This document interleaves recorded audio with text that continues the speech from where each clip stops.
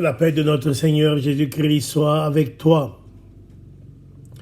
Nous continuons avec tous les engagements de la vie pastorale, toute la préparation à la Pâque, tous les enseignements pour nous permettre justement de rejoindre le plus de personnes possible loin d'ici. On ne peut pas rassembler tout le monde qu'on aimerait, tout le monde qui aimerait venir.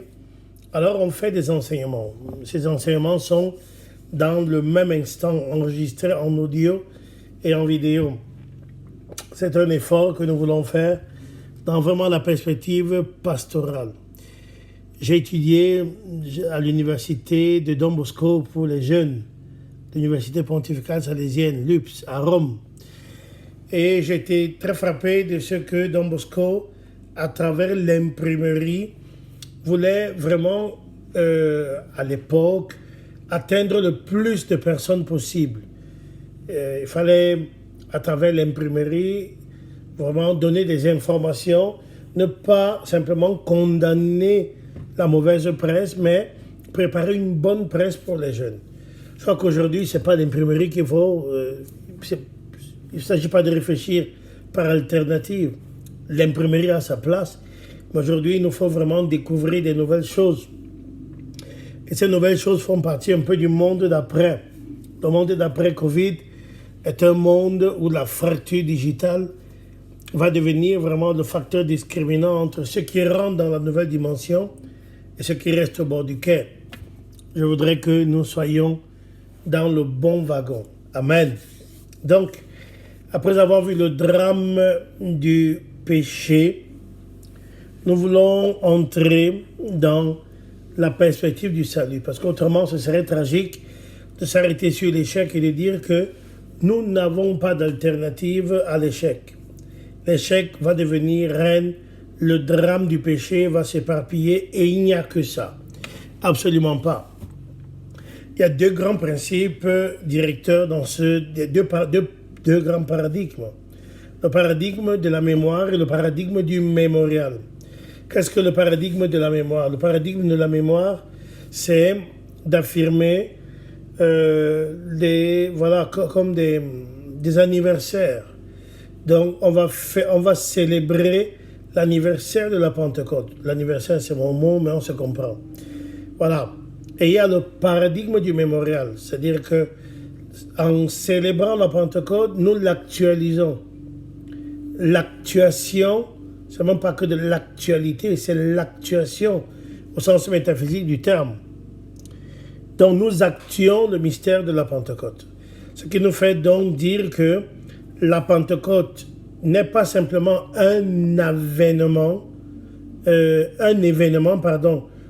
qui a eu lieu il y a 2000 ans, 2010 ans, 2020 ans. Donc, par contre, on dit non, la Pentecôte a commencé à la première Pentecôte et elle continue. De ce point de vue-là, il n'y a pas que la Pentecôte. Quand vous regardez par exemple dans l'avant-dernier chemin de croix du pontificat du pape Jean-Paul II, les méditations sont écrites par l'alors archevêque de Loreto, Angelo Comastri. Et ces méditations se concluent en disant le chemin de croix n'est pas, le chemin de croix s'achève, mais la passion du Christ, elle n'est pas terminée. La passion du Christ continue chaque fois qu'il y a un homme et une femme, pas un chrétien ou une chrétienne, chaque fois qu'il y a un homme et une femme qui souffrent, mais qui souffrent pas à cause de leur péché, mais qui souffrent parce qu'ils sont persécutés. J'oserais même dire, même la souffrance à cause de leur péché, le Christ est venu pour détruire les œuvres des ténèbres. Le Christ est venu pour sauver. Donc même quand ils crient et souffrent à cause de leur péché, justement parce qu'ils crient et souffrent à cause de leur péché, alors ils ont besoin de la perspective du salut qui n'est possible que en Jésus-Christ, mort et ressuscité. Amen. Donc, je voudrais de ce point de vue-là, donc, bénir le Seigneur. Et après avoir vu les premiers, dont nous sommes au troisième moment, Jésus sauve. Après le drame du péché, Jésus sauve. Après le drame du péché, Jésus sauve. Qu'est-ce que c'est que le salut? C'est ce que nous voulons voir dans ces moments-ci. C'est évidemment un enseignement base. Qu'est-ce que c'est que l'enseignement base? C'est que ça peut et ça doit être complété avec une approche beaucoup plus approfondie, beaucoup plus systématique. Ce que nous faisons, c'est vraiment une prise de contact. 1 Timothée chapitre 2, verset 4. Dieu veut que tous les humains soient sauvés et parviennent à la connaissance du salut. À la connaissance de la vérité, pardon, pas à la connaissance du salut.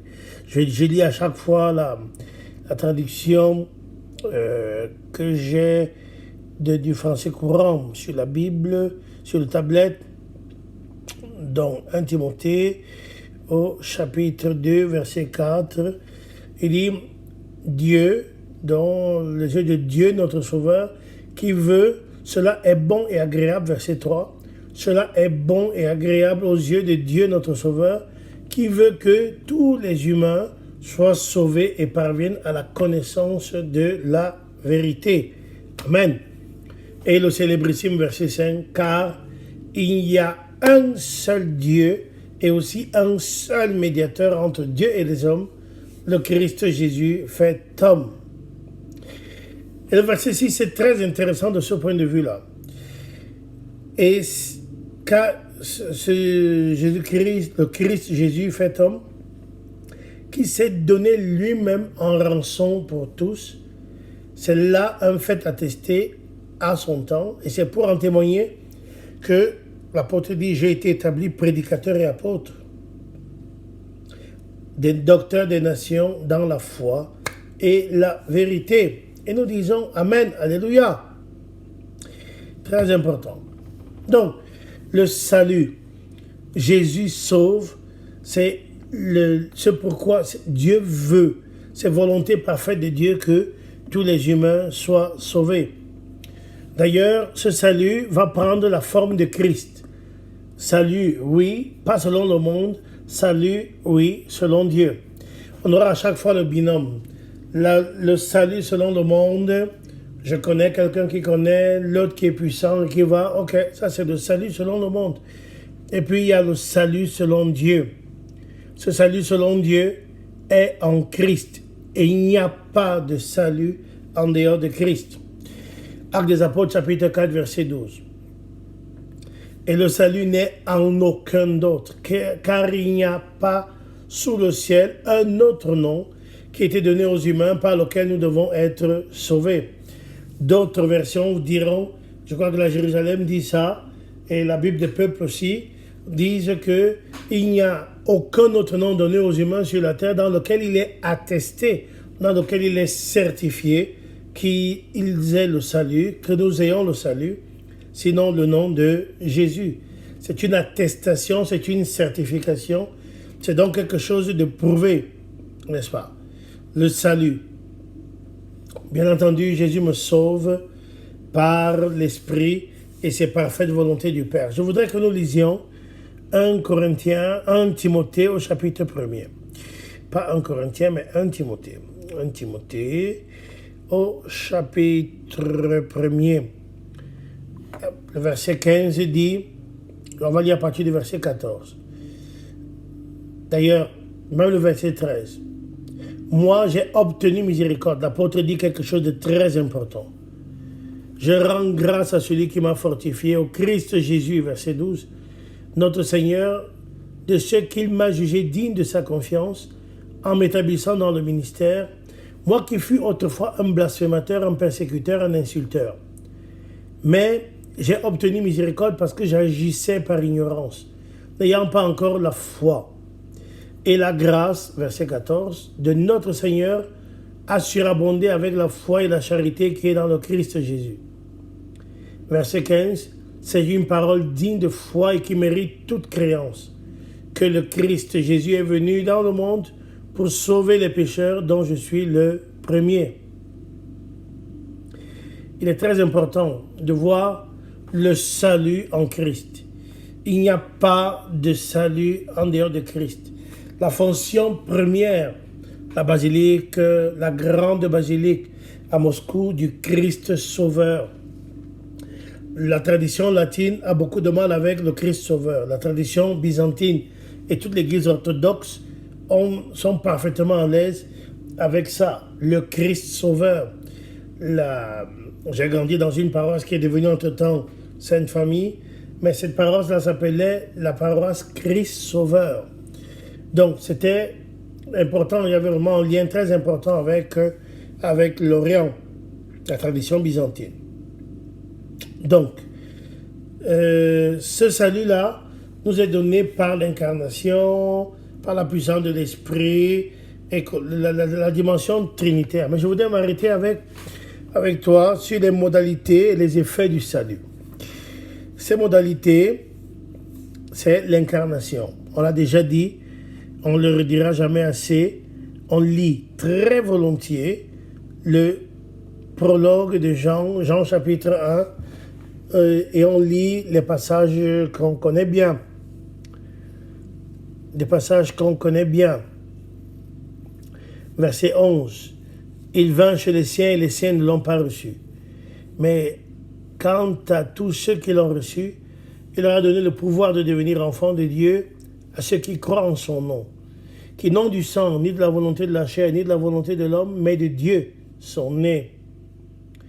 Alors nous avons le verset 14. Et le Verbe s'est fait chair. Il a habité parmi nous et nous avons vu sa gloire, gloire comme celle qu'un fils unique tient de son Père, plein de grâce et de vérité. C'est le Christ qui nous sauve. Et il nous sauve au moyen de sa mort et de sa résurrection. Le Christ nous sauve au moyen de sa mort et au moyen de sa résurrection. Au moyen de sa mort, Jean chapitre 10, verset 18. Jean, l'évangile, chapitre 10, au verset 18, il est écrit, personne, donc Jésus dit, ma vie, verset 17 déjà, c'est pour cela que mon Père m'aime, parce que je donne ma vie pour la reprendre. Personne ne me la ravit, mais je la donne de moi-même. J'ai le pouvoir de la donner et le pouvoir de la reprendre. Tel est l'ordre que j'ai reçu de mon Père. Donc Jésus ne va pas perdre sa vie. Jésus va donner sa vie. Jésus ne va pas perdre sa vie. Jésus va donner sa vie. Par la résurrection, bien entendu, Jean au chapitre 20. Jean 20 est un chef-d'œuvre, est un concentré de beaucoup de choses dans la perspective du salut. Et plus on le lit, plus on devrait le relire. On lit donc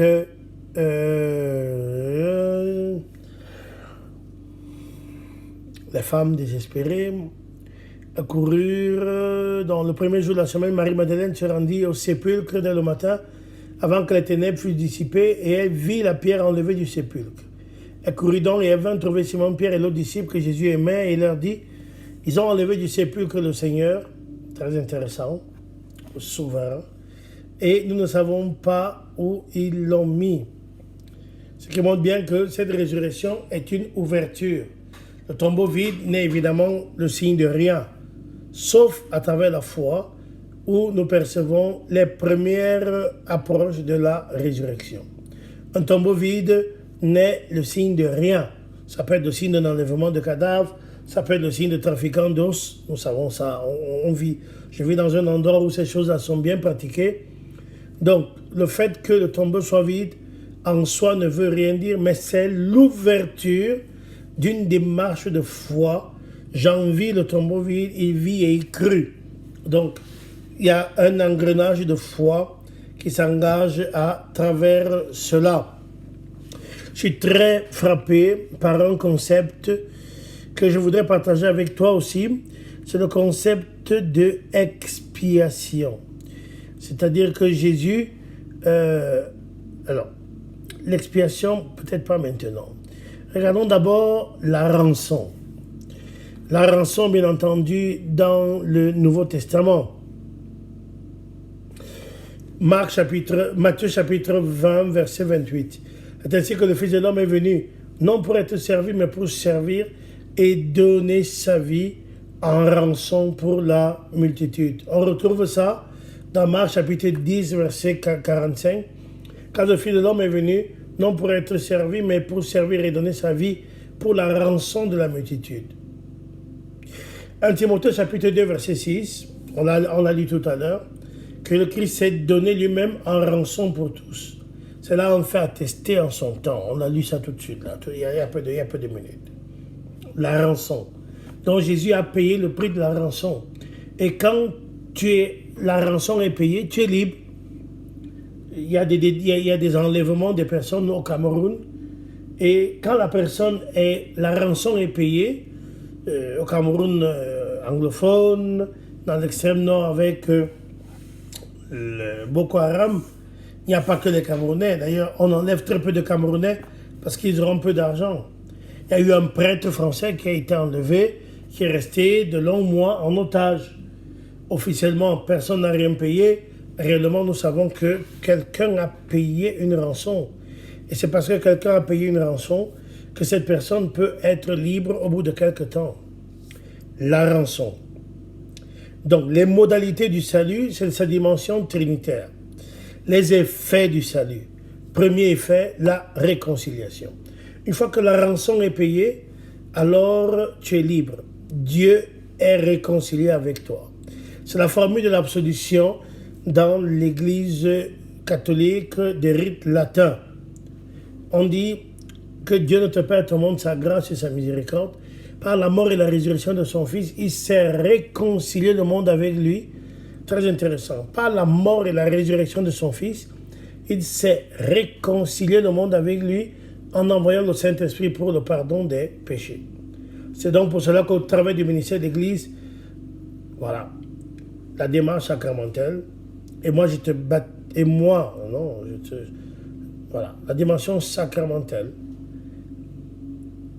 je te pardonne de tous tes péchés au nom du Père, du Fils et du Saint-Esprit. Il est très important pour nous de contempler cela, la réconciliation. Je voudrais voir avec toi Luc chapitre 19, verset 1 à 10, pardon. Luc au chapitre 19. Ça aussi, c'est un passage qui nous ramène à quelque chose à chaque fois de bien. C'est l'histoire de Zachée. Quand tu écoutes l'histoire de Zachée, il ne faut jamais oublier qu'on écoute à travers Zachée quelqu'un qui a rencontré le salut. D'ailleurs, c'est Jésus qui le dit. Jésus étant entré dans Jéricho, traversait la ville. Et voilà qu'un homme appelé Zachée, c'était un chef des publicains, et il était riche, cherchait à voir qui était Jésus, et ne pouvait pas à cause de la foule, car il était de petite taille. Très intéressant. Courant donc en avant, il monta sur un sycomore pour le voir, parce qu'il devait passer par là. Tous ceux qui sont là en Israël ont vécu le calvaire de ce lieu-là. Le calvaire, c'est pas un calvaire. Mais tout le monde va là-bas. Est-ce que c'est le sycomore?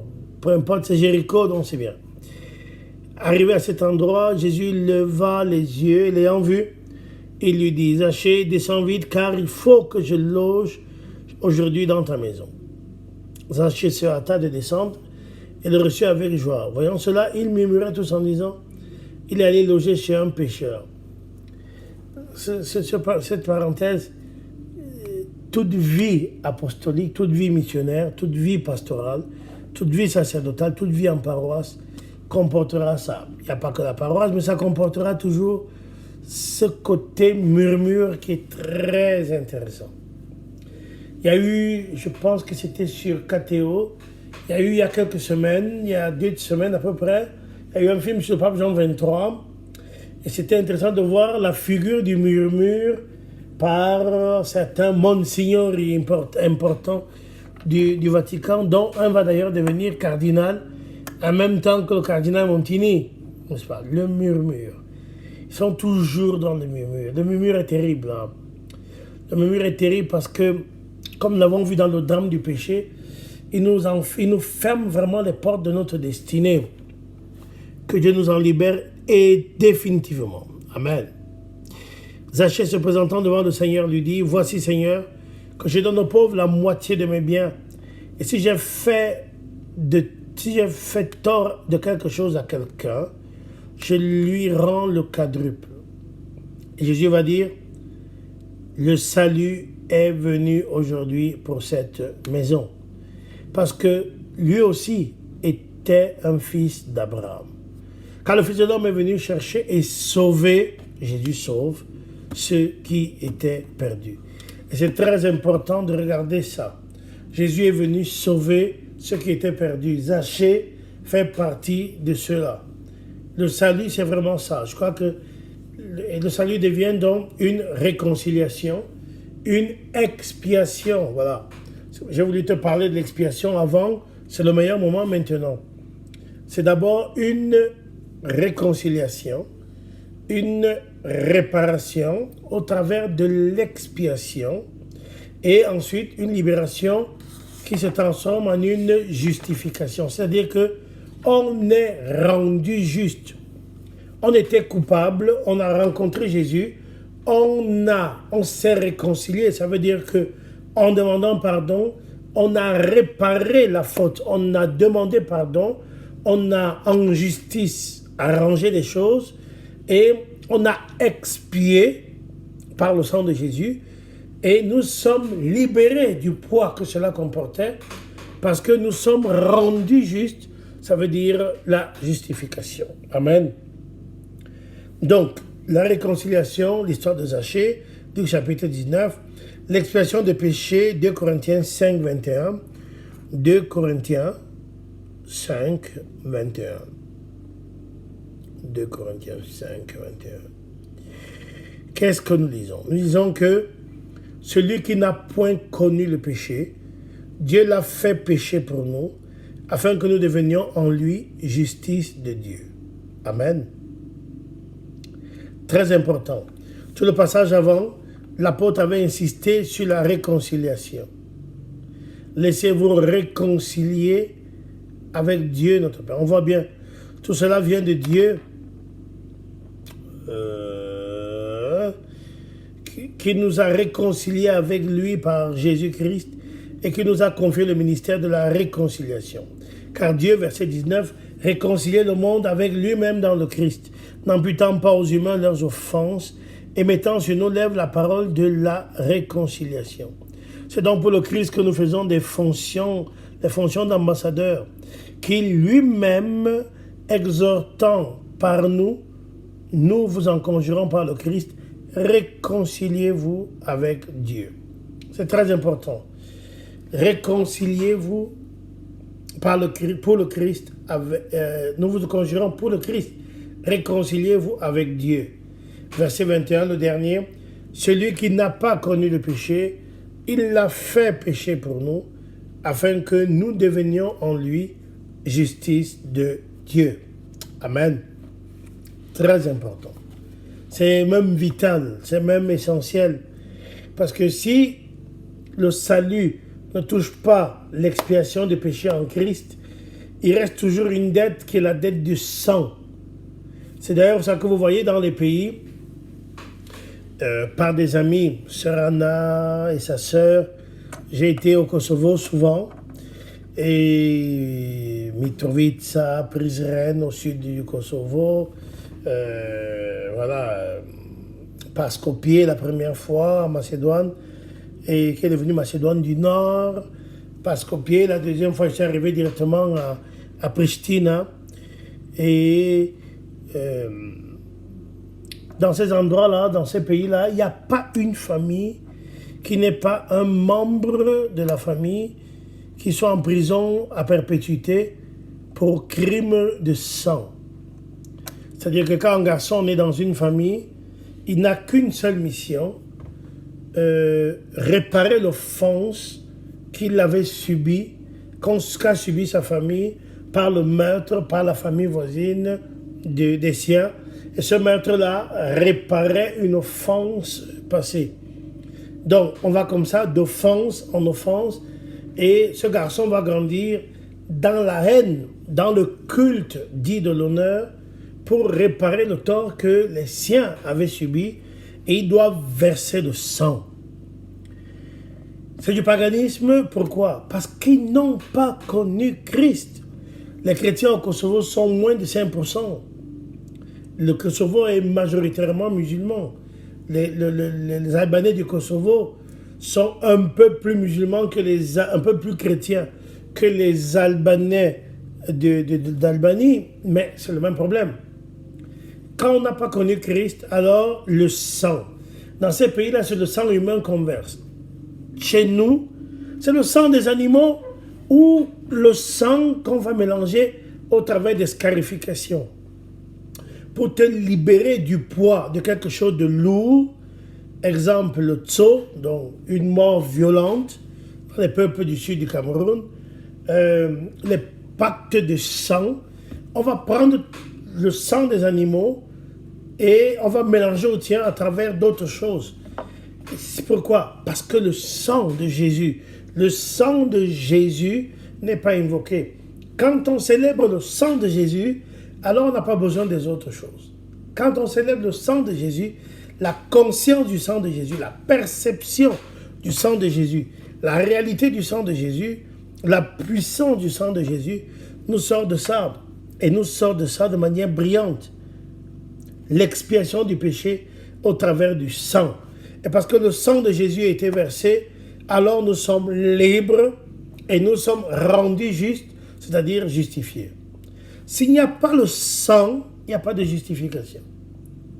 D'ailleurs, le sang qu'on verse, comme au Kosovo, ou le sang que tu verses, on verse sur toi pour te laver, te libérer, c'est en fait un sang qui va te lier à des puissances qui vont te faire payer leur protection, leur prospérité, leur libération, leur guérison, la fécondité. Ils vont te faire payer ton âme. C'est un prix très élevé. C'est pour cela que le salut passe par l'expiation du péché qui établit ta libération, qui certifie ta libération. Tu es libre. Tu es libre. Et quand tu es libre, la condamnation qui avait été écrite, la sentence écrite contre toi a été déchirée. La sentence écrite contre toi a été déchirée. Et c'est très important. Déchirée par le sang, bien entendu, de Jésus. Je ne sais pas comment te dire ça autrement. Moi, quand j'ai lu ça, ça m'a fait beaucoup de bien. Mais alors, ça m'a fait beaucoup de bien. Beaucoup de bien, beaucoup de bien, beaucoup de bien.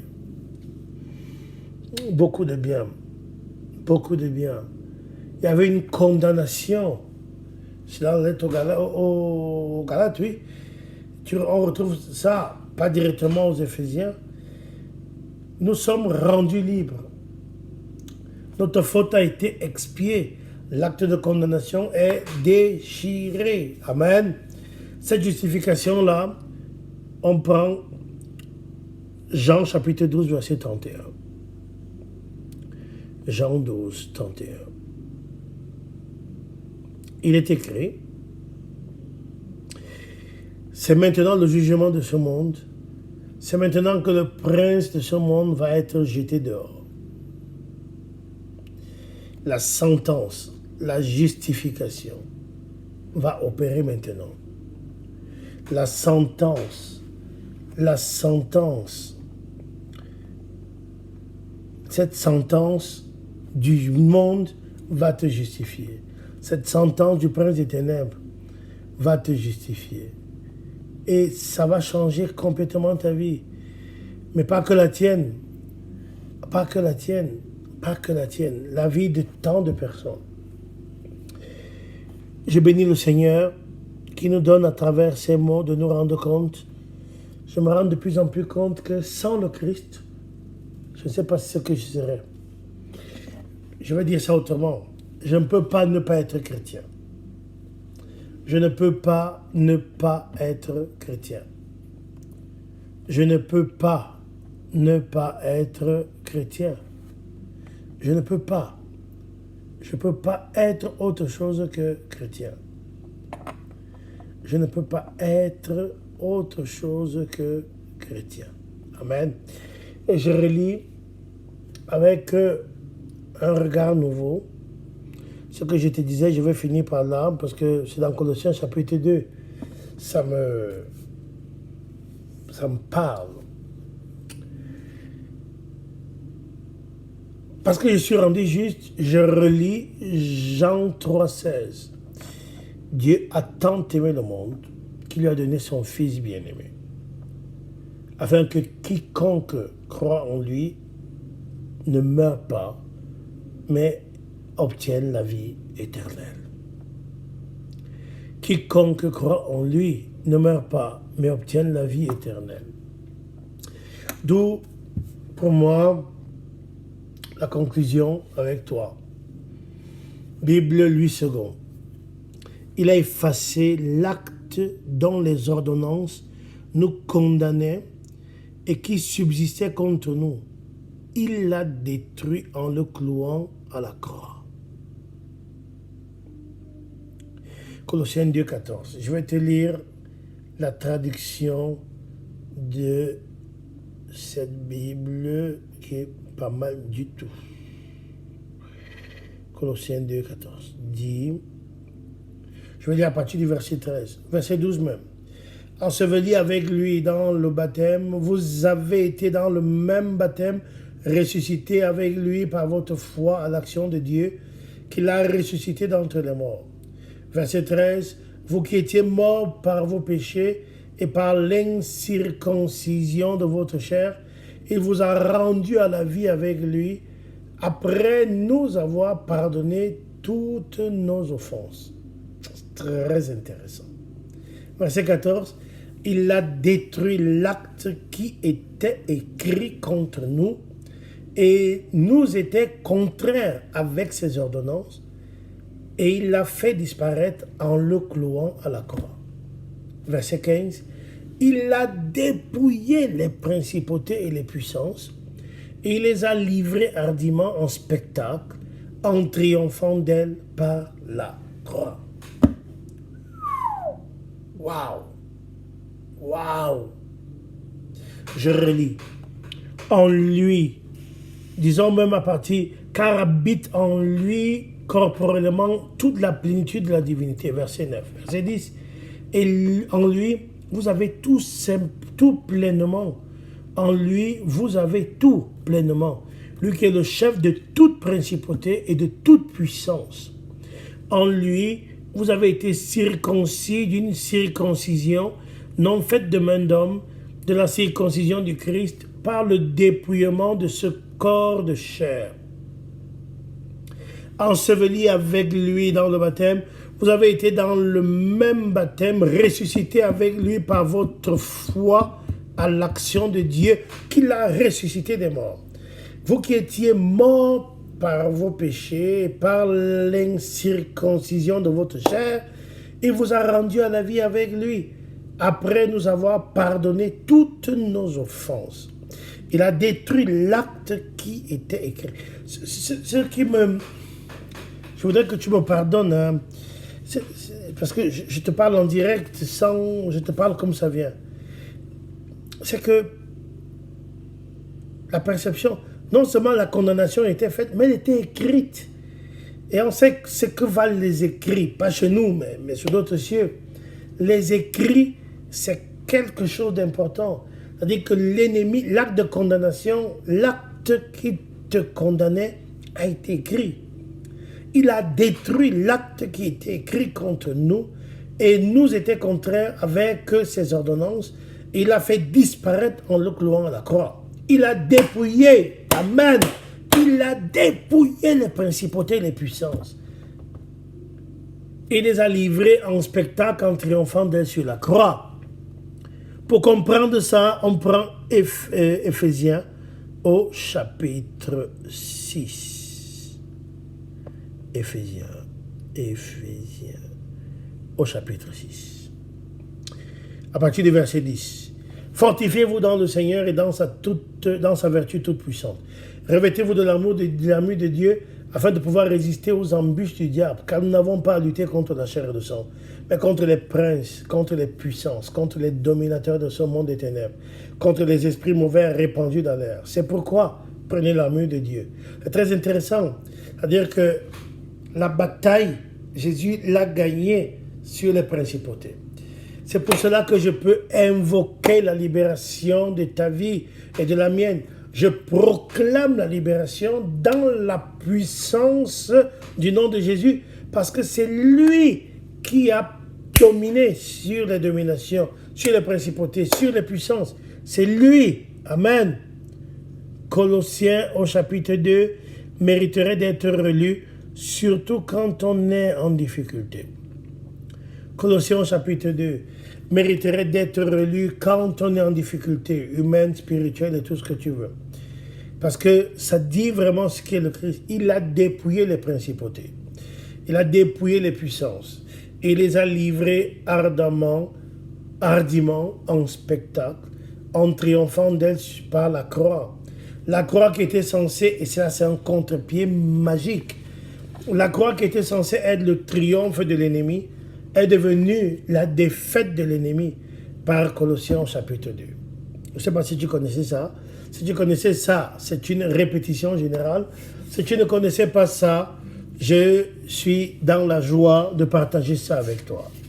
On va donc conclure avec quoi? On va conclure à travers l'actuation de cela.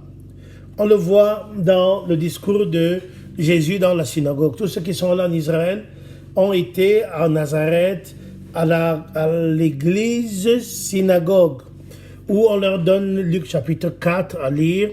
Je vais le faire aussi à partir du verset 18. Qu'est-ce qu'on leur donne à lire? Luc 4, où il est écrit à partir du verset 18.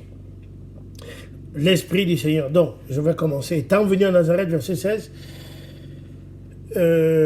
où il avait été élevé, il entra selon sa coutume le jour du sabbat dans la synagogue et il se leva pour faire la lecture.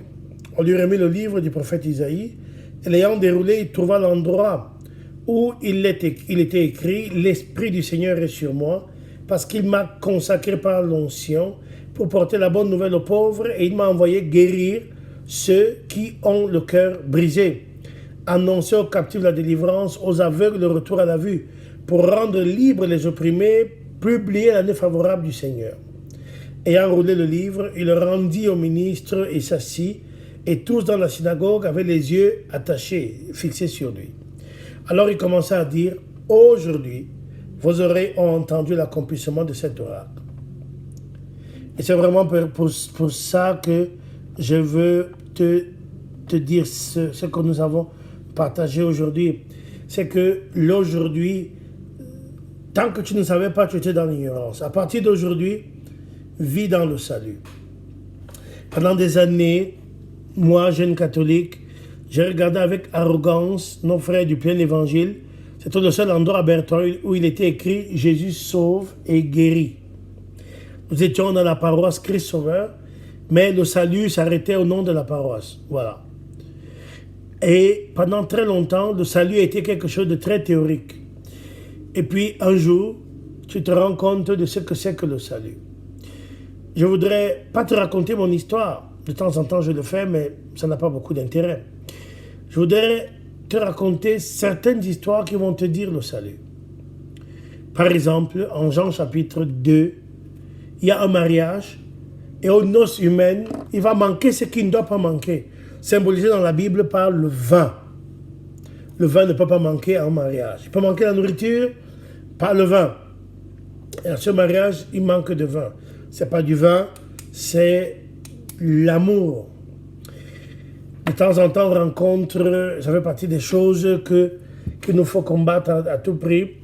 Quand nos jeunes frères chrétiens catholiques rencontrent des chrétiens catholiques, des églises sœurs, souvent des églises pentecôtistes, ils cheminent bien jusqu'à ce que j'appelle la prise en défaut le déclenchement d'un anticatholicisme primaire, n'est-ce pas? Ils vont lui dire, non, viens à la vraie église et tu vas vivre le vrai baptême et tu vas rencontrer le vrai Christ. C'est pas vrai. Ceci, à partir du moment où ça t'est annoncé, accepte-le. À partir du moment où ça t'est annoncé, accepte-le. Et quand tu l'acceptes, ça s'applique dans ta vie. Quand tu l'acceptes, ça s'applique dans ta vie. Quand tu acceptes ce qu'on annonce, Ça s'applique dans ta vie. Accepte Jésus comme ton sauveur. Jésus sauve encore aujourd'hui. Aux noces humaines, j'étais en train de dire ça. Jésus a transformé l'eau en vin. Donc, sans vouloir tomber dans l'anti-pentecôtisme primaire, ce que je ne suis pas, Jésus n'a pas transformé l'eau en jus de raisin. Il a transformé l'eau en vin. Jésus a transformé l'eau en vin, pas en jus de raisin. Les noces de Cana, ce n'est pas la transformation de l'eau en jus de raisin, c'est l'eau en vin. D'accord? Je comprends la lignée idéologique qu'il y a derrière, que je ne partage pas. Voilà.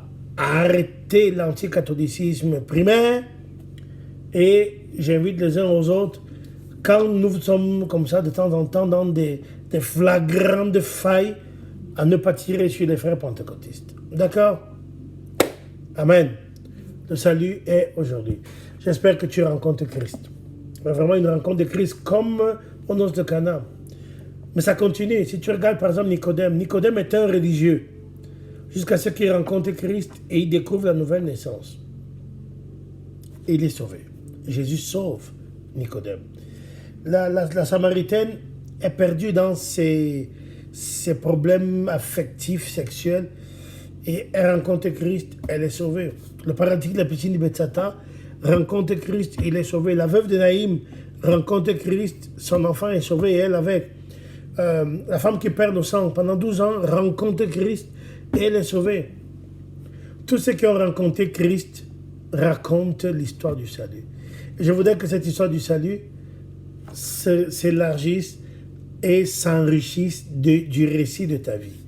Que cette histoire du salut s'enrichisse du récit de ta vie. D'accord? Gloire au Père, au Fils et au Saint-Esprit, comme il était au commencement, maintenant et toujours et dans tous les siècles des siècles. Amen. Sois richement et abondamment béni dans le nom glorieux de Jésus qui nous sauve et qui nous guérit. Bye bye.